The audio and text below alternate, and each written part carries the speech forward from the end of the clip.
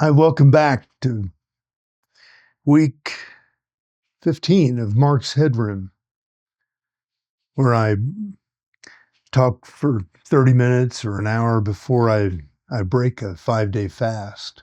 Been doing this for about 5 years. And day, well, it's an interesting day. This is, had some things come to mind today. One was just the physical um, aspects of the fasting and the breaking of the fast. I get a lot of questions about that. So let me tell you what to expect if you do a 5-day fast. Day 1 and day 2, you're probably gonna reduce some swelling and inflammation from the food that you've been consuming. And your muscles are gonna give up some water after about, I think it may be 14 to 16 hours. It seems like the body goes into a change of state. Excuse me. And your muscles begin to release glycol and water. It's just clear water that you can actually, release quite a bit of water on day 1 and day 2 of a fast. And you also feel a lot of cold during that period of time. I get chills usually on day 1, 2, and sometimes on day 3. And then the temperature change and some of the release of that water from the muscles is, kind of diminishes. And then, day 4 and 5 are usually rather, strong mental health and vitality days for me. And looking back at some of my records, it hadn't always been that way, but I think right now I've got so much momentum going with the the fasting and lifestyle routine that I have that it makes the support that I have around me very obvious.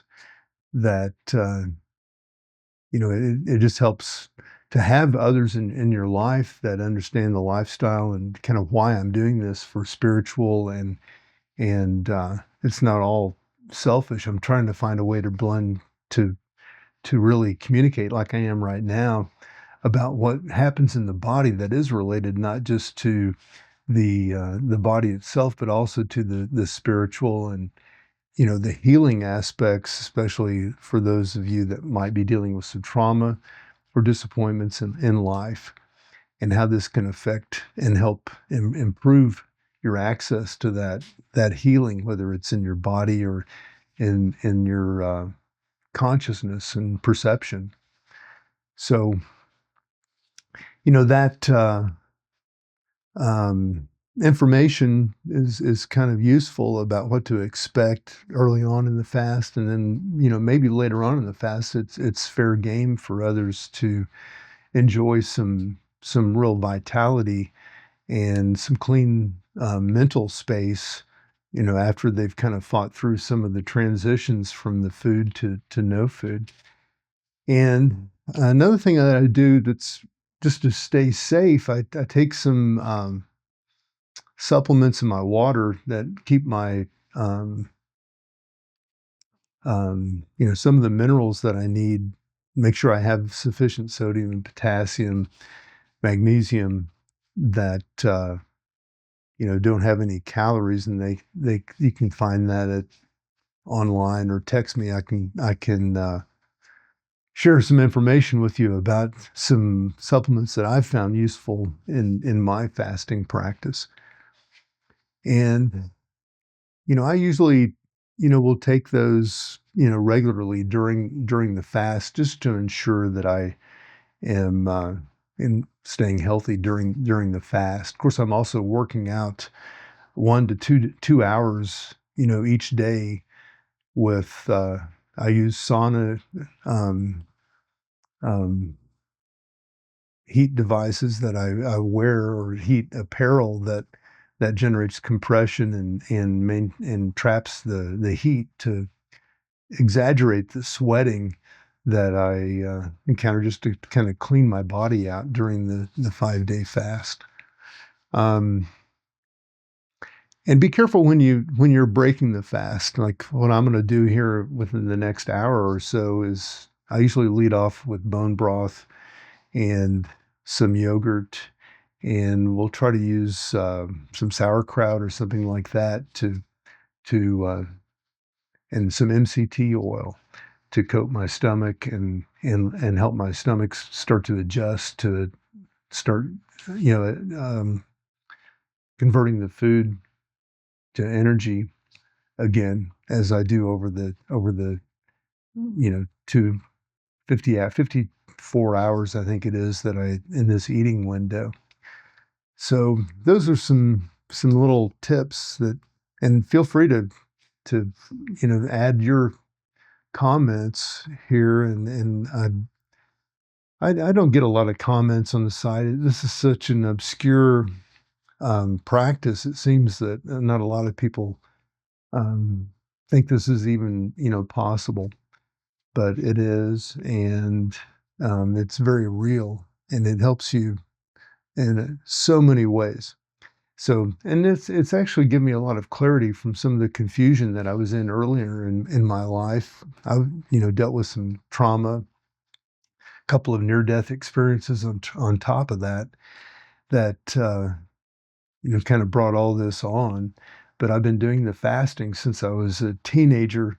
When I was shifting from baseball to basketball to football, I found that I could have dramatic changes in how my body um, operated, and I carried myself at different weights or had a different kind of modality that I was really trying to practice in each one of those different sports, which gave me some insights later on to the nutrition and exercise that I've experimented with almost my entire life.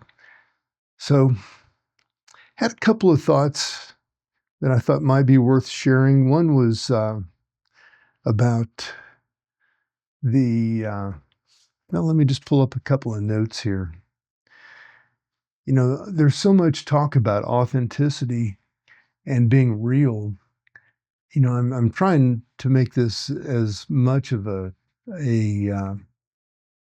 live sharing of what's on Mark's mind or what's coming up through this experience that I'm having to make it as real as possible. Not that I'm pursuing um, popularity, but I think um, I am trying to see what happens here. This is another experiment of mine, and I had some thoughts that I was watching an infant the other day, and I realized that um, comparing that to the nervous system of an infant to the nervous system of maybe an 80-year-old white male who's affluent, and it's really fascinating to put the two in contrast to each other because I find that some people experience things in their at some level, and say that these conditions are such that they're something everyone should be afraid of, for example. And then I've seen an infant, maybe they are naive, maybe they don't know what is possible out there in the world, but I've seen an infant be totally relaxed and at ease, who has if they have a really um, a feeling of safety in their home and they've been protected from some of the dangers in society. So it's really interesting to find the contrast between the nervous system of that infant. Of course, I'm trying to take age out of the equation, and also I'm introducing some kind of quantum physics ideas here, which one of them is that time doesn't really exist, but I think at our dimension in our material world, obviously, we are watching the clock, and it does. But I think there's a more spiritual, there is a quantum dimension where that is not necessarily as the factor. And the past and future and now, really do all exist at the crossroads of our consciousness, which is an interesting um, aspect to consider.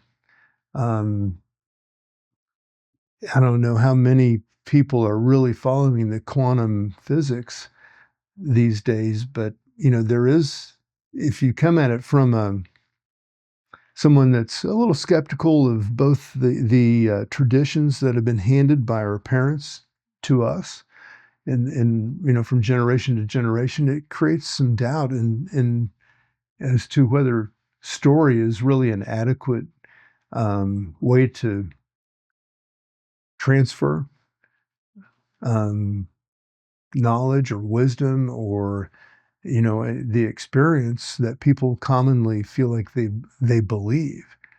And so whenever someone is excited about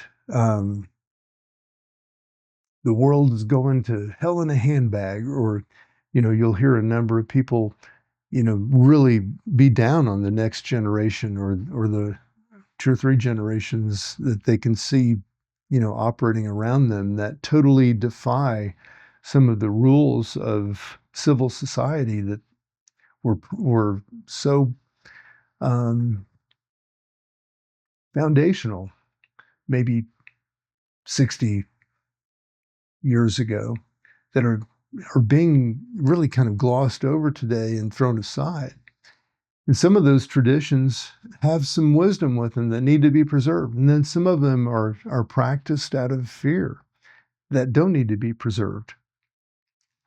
And I'm really kind of stumbling into maybe it's a sales pitch for my book series, The Awakening Chronicles, because in that series, I do try to address and expose some of those things that need to be brought forward from the past that we've lost touch with as technology has totally, surpassed our ability to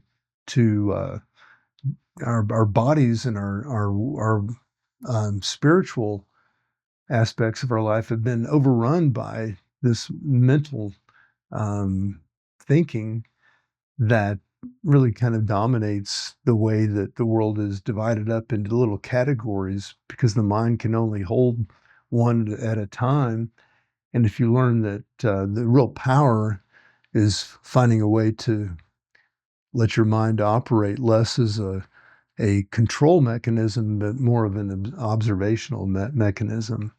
And then things happen in an entirely different framework than as if you're deciding, I'm going to go here, and then I'm going to go here, and then I'm going to go here. If you allow that to unfold, maybe along those plans, loosely alongside those plans, there may be some meaning and some relationships and values that unfold that wouldn't have unfolded without that allowance of spirit, maybe a little bit of consideration and some might call it tolerance of uh, of others. I don't really think that that's the best word, because tolerance often denotes, at least in our society, a level of judgment and almost of hierarchy, of looking down, like, well, I know this is not going to work, and I'll sit with it here just because I'm being a nice guy, or um, for whatever reason. But there's a distance between the observer and the others there.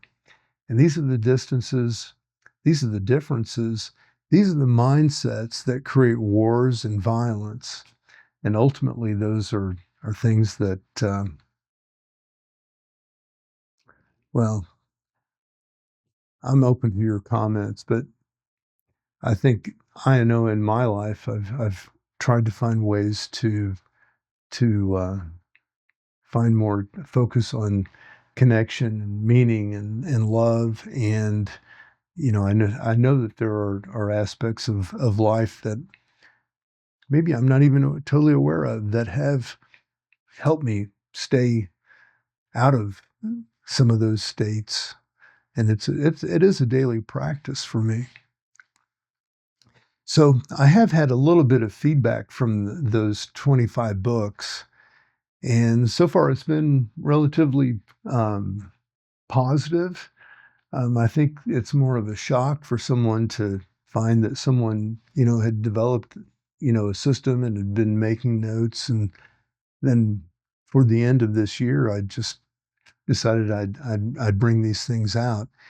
And so that's, I'm rolling it out now. I'm going to put a link and a reference to the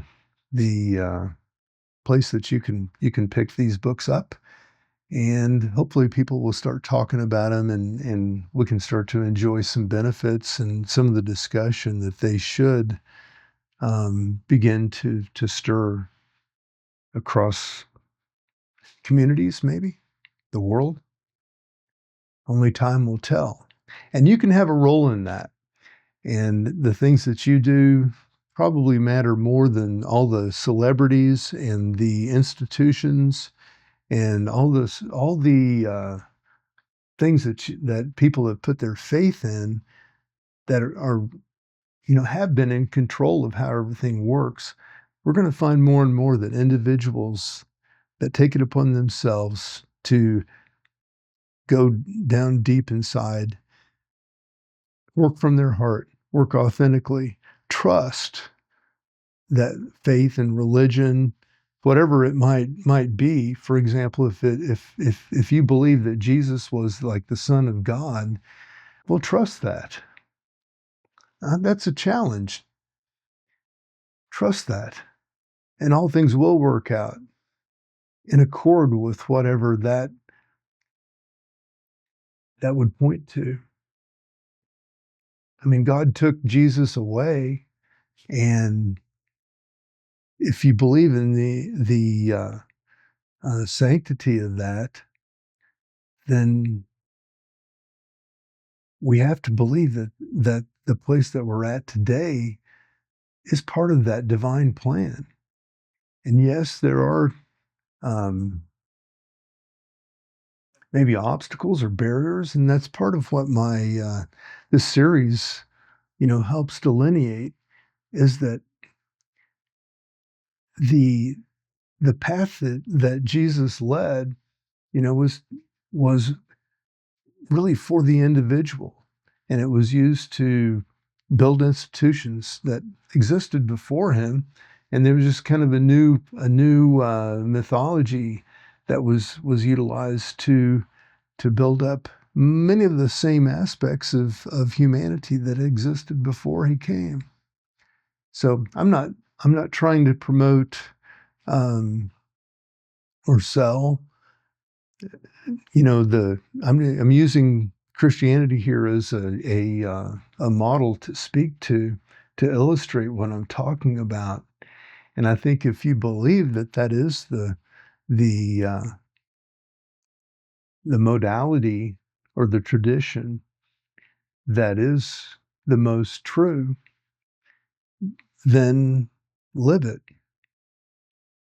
I challenge you to do that, because if you do that, you can't help but pick up most of the, if not all of the ideas that I share in those 25 books, The Awakening Chronicles, because they're all aligned with the best that we all could aspire to. And I think some part of the challenge today is to avoid the technology and materialism that the world has really come to. And, I think we find that we're just as divided as ever here, and we make categories for everything, and we're really seeking ways to find more connection to each other, the true caring that we have for each other, and also finding a way to trust again after so much has created so much separation, control, dominance, and fear. So here's to my authenticity. Let's see if I have any more comments here that, this is a good one. Characters reveal stress or reveal character or reveal their morals or their values under stress. And in high states of stress, the more and more truth comes out as to what they are really about. And you really do learn where your primal, kicks in and where you lose access to some kind of moral component to survive, if you will, or protect something that is meaningful for you. And as a writer and as an actor and as an athlete, you learn so much about your body and and when you will cross a certain line of potential violence to defend something that is deeply meaningful to you. And sometimes you don't, through normal everyday life, have a chance to learn experientially in reality, not in fantasy in your head or intellectually from reading some book or from watching a movie or a video like this. You actually find that experience yourself as to what really means something to you because it was tested and you know yourself and you know deep down, and that gives you a new place to live your life with greater meaning and value. So that's something that was said to me. The first time I remember it was in an acting class with my mentor, my first mentor in really a father figure in the early 90s, Cliff Osmond, would say loudly that character is revealed under stress. And boy, that is so true. Or girl, that is so true. So let's leave it at that today. I hope you have a great week. I'll see you again next time. All the best.